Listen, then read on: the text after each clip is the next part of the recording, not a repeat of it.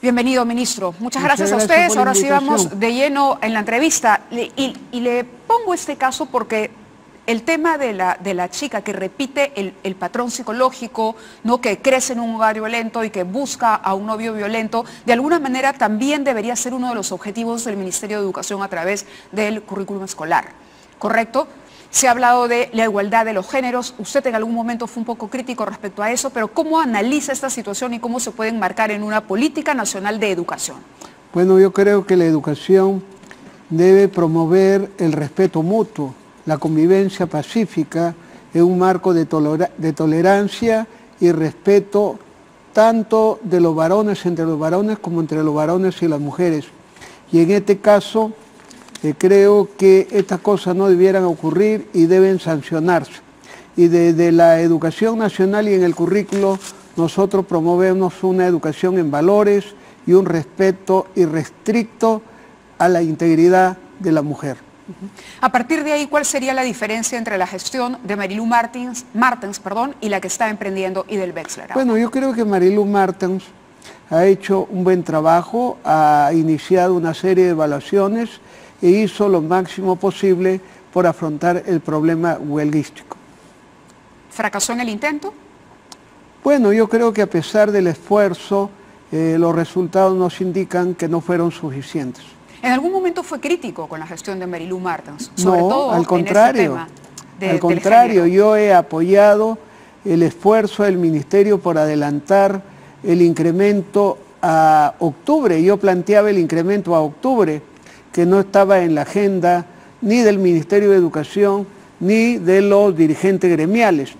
Yo decía que una buena medida era adelantar el incremento de los 2.000 soles a octubre, y me da mucho gusto que en la gestión de Marilu Martens y en el gobierno del presidente Kuczynski se haya hecho un esfuerzo para que a partir de este mes de noviembre los profesores nombrados y contratados van a tener acumulados en el año un aumento cercano a los 500 soles, pero además tienen una serie de bonificaciones, los que ejercen cargo de directores, también hay una serie de bonificaciones por sepelio, por luto, por CTS.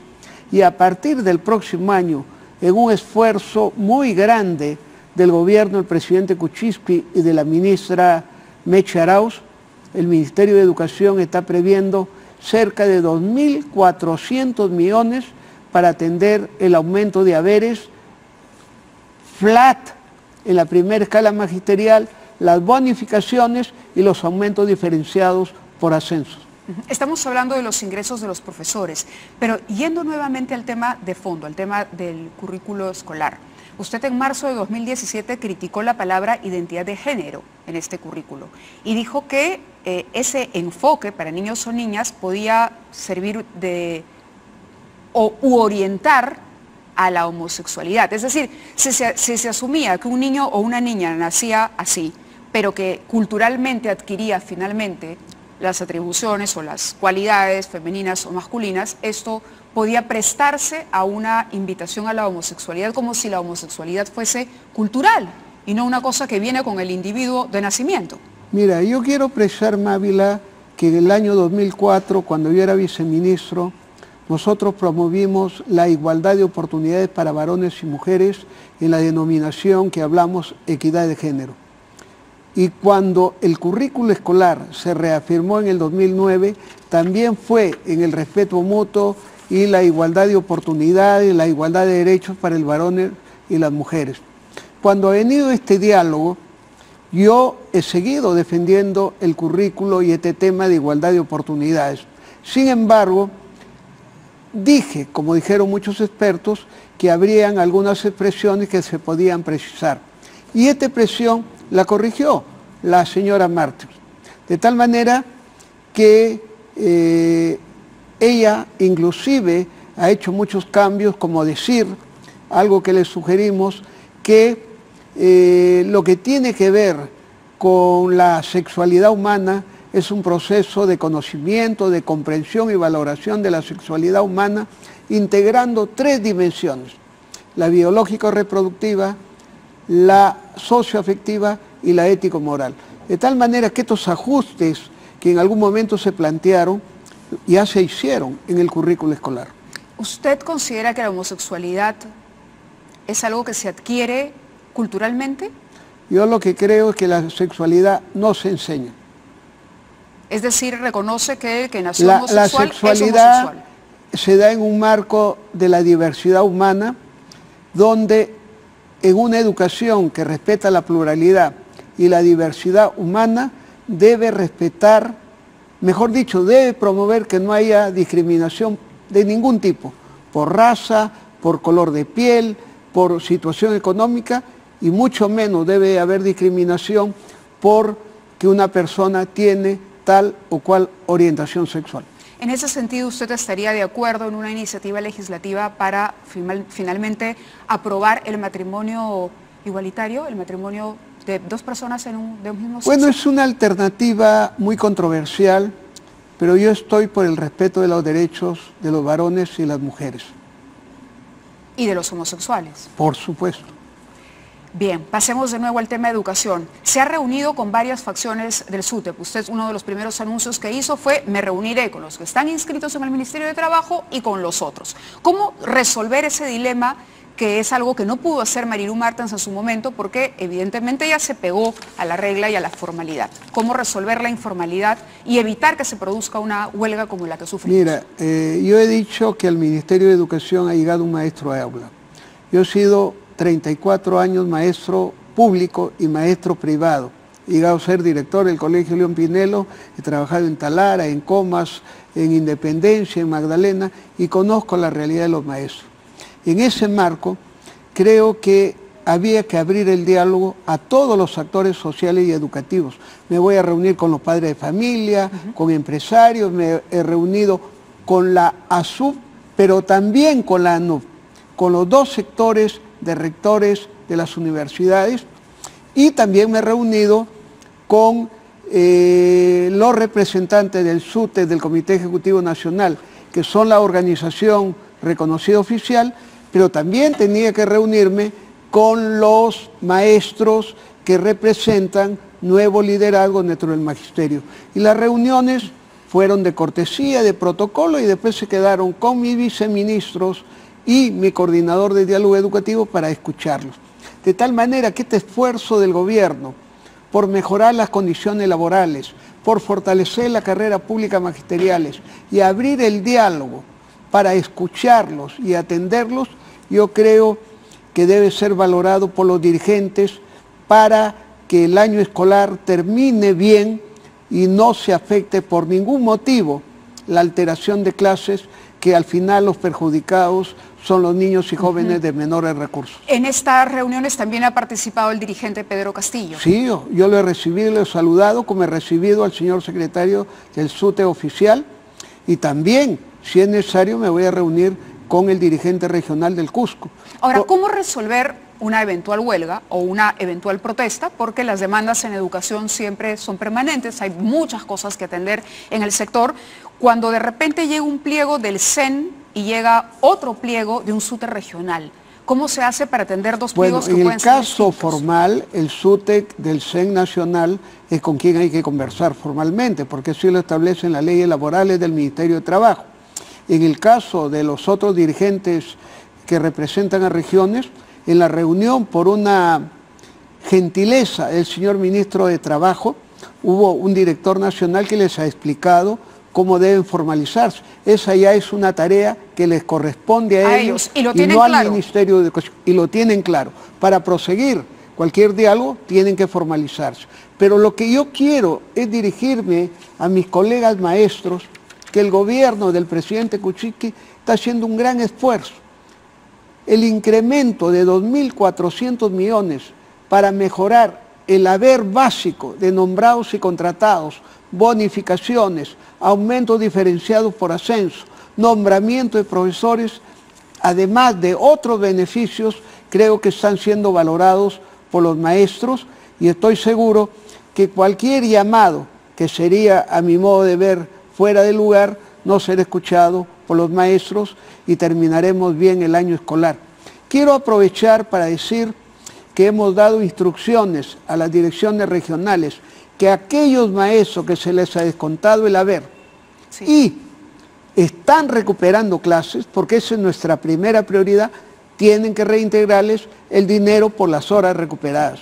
Y espero que los que terminen en diciembre hagan la clausura después de Navidad, y los que terminen en enero hagan la clausura después del 20 de enero, porque en febrero ya tenemos que preparar los locales escolares, para lo cual también el gobierno, el presidente Kuczynski y ayer la primera ministra ha anunciado, vamos a destinar 528 millones de soles para el mantenimiento preventivo de los locales escolares de todo el Perú. ¿Eso significa que sí fue efectivo el descuento a los maestros huelguistas? ¿A cuánto se les descontó? No tengo el número, pero todas aquellas regiones donde han habido profesores que no han trabajado, y se les ha descontado. Porque hubo presidentes regionales que se oponían a acatar esa En un primer momento, pero en todo caso, si alguna región no lo ha hecho, tendrá que atenerse a la ley. Pero lo que sí es importante, Mávila, es que si el profesor se le descontó y ahora está recuperando las clases, lo justo, lo correcto, y hago una invocación a los directores y a los gobiernos regionales, es que paguen la recuperación de clases. Si recuperan en octubre, que les paguen a fines de octubre. Si recuperan en noviembre, a fines de noviembre. Y así sucesivamente a enero, ahí donde corresponde. Eso es lo justo, eso es lo correcto. ¿Se van a hacer reformas en las evaluaciones para los docentes? Vamos a pedir autorización al Parlamento para seguir haciendo mayores evaluaciones de nombramiento. Hay 140, 160 mil profesores contratados. El gobierno y la señora ministra han anunciado ayer en el Parlamento, vamos a hacer más concursos de nombramiento para que los maestros entren al escalafón meritocrático con capacitaciones y evaluaciones. Vamos a continuar con las evaluaciones de ascenso y también con las evaluaciones para cargos directivos, y algo importante, las evaluaciones de desempeño continuarán. Desde luego le haremos mejoras para que sea más confiable para los colegas docentes de todo el Perú. Hay otro tema importante en agenda, que es la crítica que se hace desde el Parlamento a la SUNEDU.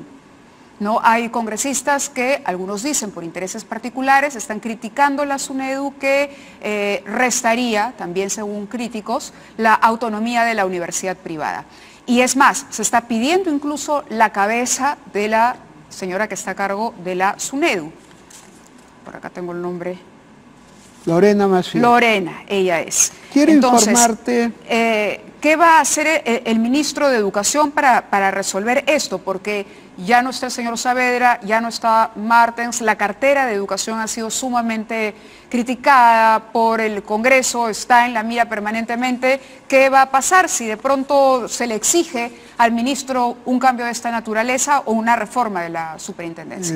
Mávila, te voy a informar qué estoy haciendo. Lo primero es que no está en mi agenda proponer cambios a la ley universitaria, y eso le corresponderá a la Comisión de Educación en el momento que ellos crean pertinente. Lo que sí hemos opinado favorablemente, y lo dijo ayer la señora Meche Arauz, es que la edad tope sea de 75 años, y ahí ya nos hemos pronunciado. Correcto. Cuando la Comisión de Educación considere conveniente entrar en un debate para mejorar la ley, nosotros opinaremos para avanzar, de ninguna manera para regresar al pasado. En cuanto a la superintendenta, quiero informar que me he reunido 2 veces con ella, y una de las primeros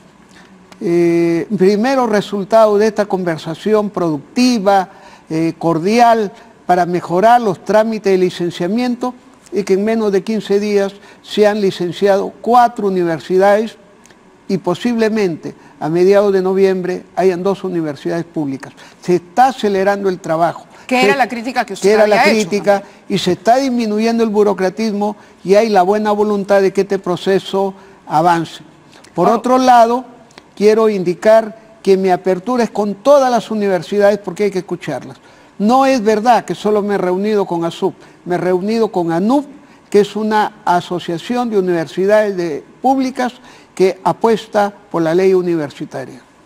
Claro, porque usted dijo en algún momento que tenía la idea de conformar un consejo directivo más plural con representantes, es decir, de elegir de otra manera a la persona que dirigiera la SUNEDU. Es una opinión personal, que yo creo que hay artículos como uno que tiene que ver, y no lo digo yo, lo dicen los defensores de la ley, que obliga a que la malla curricular de una carrera tenga que aprobarlo la SUNEDU. Personalmente me parece que eso hay que revisarlo. Me parece que también habría que revisar el tema de la conformación de la SUNEDU, pero que la SUNEDU como órgano regulatorio de las universidades como comunidades educativas debe continuar, al igual que el licenciamiento que está en marcha, en eso yo apuesto totalmente. Correcto. Hoy el semanario Gilebran en sus 13 ha revelado que usted escribió un libro contra la reforma educativa, un libro entero. Acá está el libro, este es el recorte del semanario. No es cierto. Militancia educativa, dice, la obra además fue patrocinada por César Plata como Cancha Acuña, rector de la desprestigiada Universidad César Vallejo. Es un libro que se llama Militancia Educativa, que es una compilación de mis artículos que publico semanalmente en Correo. Y es un conjunto de artículos que corresponde a 4 años de defensa de la continuidad y el cambio en la educación. Porque yo creo que los gobiernos y los ministros tienen que darle continuidad a las políticas públicas. Y en uno de esos artículos trato el tema universitario y yo digo que una verdadera reforma universitaria tiene que estar orientada a formar buenos egresados, a generar transferencia social, científica y tecnológica y a aumentar el cociente, la creciente investigación en las universidades. Y yo me pregunto si eso en una evaluación de licenciamiento se puede hacer. Correcto, pero la Universidad César Vallejo es la que paga el libro, ¿es la que le paga por el libro? No, yo he publicado mi libro y hoy hice un contrato con la editorial César Vallejo que lo publicó como cualquier otra editorial, como he publicado un libro con la editorial SM, con mi libro Enseñar y Aprender, y he publicado otro libro con el convenio Andrés Bello, y iba a publicar, que se ha quedado en impresión, y que lo he postergado, un libro que se llama 10 claves educativas, políticas y gestión de la educación, que iba a ser impreso, ya inclusive estaba el contrato y hemos parado con SM. Mi relación con el libro es como con la editorial de la César Vallejo, de la universidad. Pero ahí usted no ve un conflicto de intereses siendo ministro. No, yo también he escrito un libro que se llama Reflexiones comprometidas con el fondo editorial de la San Martín. Muy bien, antes de terminar hay varias noticias buenas que nos trajo el ministro esta noche. Una de ellas es que finalmente el Estadio Nacional será el escenario donde jugará nuestra selección el último partido para la clasificación del Mundial, este de repechaje, el que nos toca como locales. El concierto de Green Day se traslada a la Universidad Nacional Mayor de San Marcos, me parece, y hay un mensaje incluso de Green Day que nos trae Idel Wexler esta noche. Sí, te agradezco. El día de ayer yo di instrucciones al IPD para que se hicieran todas las conversaciones para que en el Estadio Nacional juegue nuestra selección nacional y ese día sellemos el triunfo para ir al Mundial de Rusia.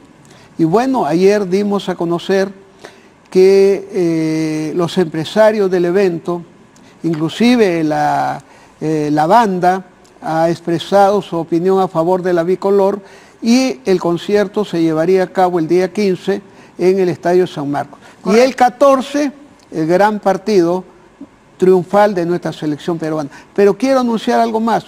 El día de hoy hemos llegado con el presidente de la Federación de Atletismo y el presidente del IPD a incorporar a Gladys Tejeda en la selección nacional que va a los bolivarianos del mes de noviembre en Santa Marta, Colombia. Sí. Son dos buenas noticias. Bueno, yo también tengo algunas novedades que contarle para cerrar ya la entrevista, y es que nosotros en este programa tratamos el caso del ministro D'Alessio, cuando se hizo los cambios en el gabinete ministerial, porque hay una serie de denuncias que hacen profesores de Centrum respecto al trato que recibían por parte de quien entonces era el director de Centrum y de la política de contratos que aplicaba la universidad. Hemos hablado ahora de la SUNEDU y de la importancia de que las universidades eleven el nivel en general. Para elevar el nivel requieren de profesores calificados, pero el caso que que comprende a una cantidad de profesores relativamente alta con los que nosotros hemos conversado, ha llegado ya incluso a instancias judiciales, a demandas y a deudas que ascienden a 250 millones o 250.000 dólares, hasta millones y retención de beneficios sociales en contra de estos profesores. Es decir, contratos de trabajo leoninos, tramposos, que hacían que un profesor universitario terminara debiendo por clases que no dictaba o sesiones que no dictaba, cuando la propia Centrum era la que programaba estas sesiones. Hay uno de los testimonios, yo quisiera que lo escuche, pero esto es parte de un especial que vamos a sacar al aire la próxima semana. Esto es lo que ha dicho una ex profesora de Centrum. Escuchemos. Me llamó un poco la atención de que se recibieran tantos correos de Fernando D'Alessio diciendo de que el Centrum le iba muy mal, que estaban muy complicados financieramente porque tenían muchos profesores que debían mucha plata y que se iba a reestructurar. En definitiva era como una amenaza. Y no era una vez al año, sino que podía llegar a ser por lo menos 2 veces al año. Me parece importante señalar la arbitrariedad que existe, ¿no? Porque existe arbitrariedad en el sentido de que 2 profesores a tiempo completo pueden recibir sueldos completamente diferentes y cargas académicas completamente diferentes aunque enseñen el mismo curso.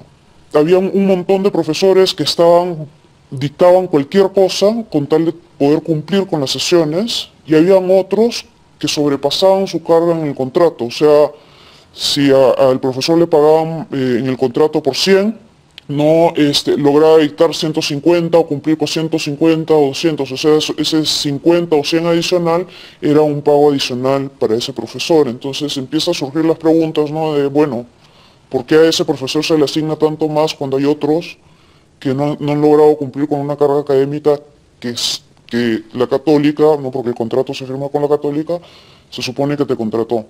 Y lo que pasaba es que no les programaban las sesiones y luego les reclamaban y les cobraban que ustedes no las habían dictado.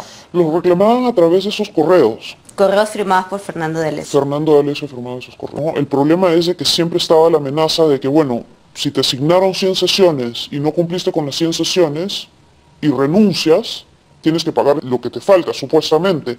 Pero la amenaza era un poco más allá porque era que te pedían plata. ¿Cómo era el trato de Fernando D'Alessio, que estaba en la dirección general, con ustedes los profesores? Entre los profesores se sabía que él era el que tomaba todas estas decisiones. Aunque uno firmaba el contrato con la Católica, se sabía de que él tomaba las decisiones respecto a quién demandar y a quién no demandar. Este es solo uno de los 5 testimonios que hemos podido recoger porque nosotros dimos a conocer el caso a través de un documento que llegó a Útero.p y a nosotros también de la Defensoría Universitaria de la Universidad Católica. Entonces decidimos acercarnos, había mucho miedo y por eso usted ve que el rostro está cubierto y la voz distorsionada porque los profesores están en procesos judiciales. Pero la verdad, si los atendiera, se daría cuenta que sus reclamos son justos o por lo menos tienen todos los indicios para que uno piense eso. ¿Podría trasladar esa inquietud usted al interior del gabinete o cómo analiza, debería darnos Centrum una respuesta? Mira, Mavila, yo tengo el mayor respeto y admiración por la solvencia técnica y profesional del vicealmirante y doctor Fernando D'Alessio. Estas acusaciones estoy seguro que las va a aclarar favorablemente en el momento oportuno. Y Centrum también por su parte tendría que hacerlo. Seguramente, pero yo personalmente tengo una buena opinión del doctor D'Alessio, que lo conozco como maestro universitario, como director de centro y ahora como miembro del gabinete. Y todas estas cosas estoy seguro que Fernando las aclarará con la solvencia que a él le caracteriza. Correcto, le agradecemos su presencia en el programa. No, al contrario, a ti, Mávila.